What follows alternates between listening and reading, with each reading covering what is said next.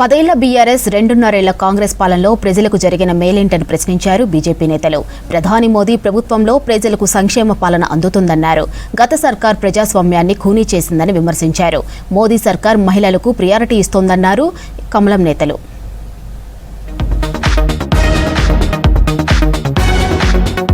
రాష్ట్రంలో మహిళలకు రక్షణ లేదన్నారు బీజేపీ స్టేట్ చీఫ్ రామచంద్రరావు. ప్రజాపాలన కాదు, ఇచ్చిన హామీలను ఇప్పటి వరకు అమలు చేయలేదన్నారు.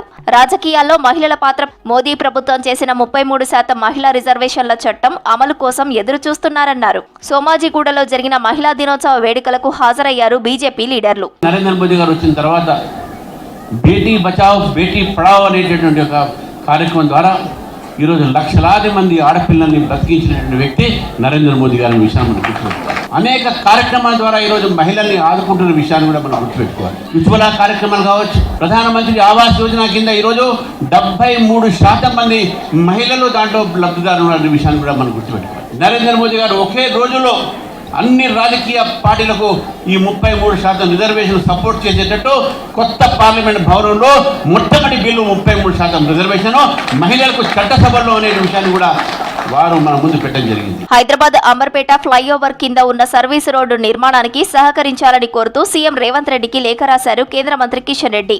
ట్రాఫిక్ సమస్యకు చెక్ పెట్టేందుకు 265 కోట్ల వ్యయంతో 1.5 కిలోమీటర్ల పొడవైన 4-వే ఫ్లైఓవర్ నిర్మించినట్లు తెలిపారు. ఫ్లైఓవర్ ప్రారంభమైనప్పటికీ కింద సర్వీస్ రోడ్డు పనులు పూర్తి కాలేదన్నారు. భూసేకరణ పనులు ఆలస్యం కావడంతో పనులు పెండింగ్ లో ఉన్నాయన్నారు. స్థానికంగా ఉన్న సమస్యలు పరిష్కరించి రోడ్డు నిర్మాణం పూర్తయ్యేలా చూడాలని సీఎంను కోరారు కిషన్ రెడ్డి.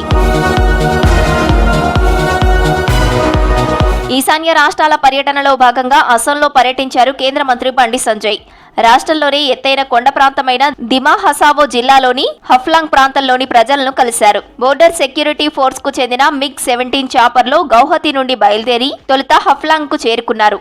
విద్య, వైద్యం, రోడ్లు, లా అండ్ ఆర్డర్, మౌలిక సదుపాయాల కల్పన విషయంలో వారి నుండి సలహాలు, సూచనలు తీసుకున్నారు. కేంద్ర ప్రభుత్వ నిధులతో చేపట్టిన అభివృద్ధి పనుల పురోగతిని ప్రత్యక్షంగా పరిశీలించారు. రేపు ఉదయం అసోం రైఫిల్స్ లో నూతనంగా చేరిన సైనికుల బాధ్యతల స్వీకార కార్యక్రమంలో పాల్గొని ప్రసంగిస్తారు బండి సంజయ్.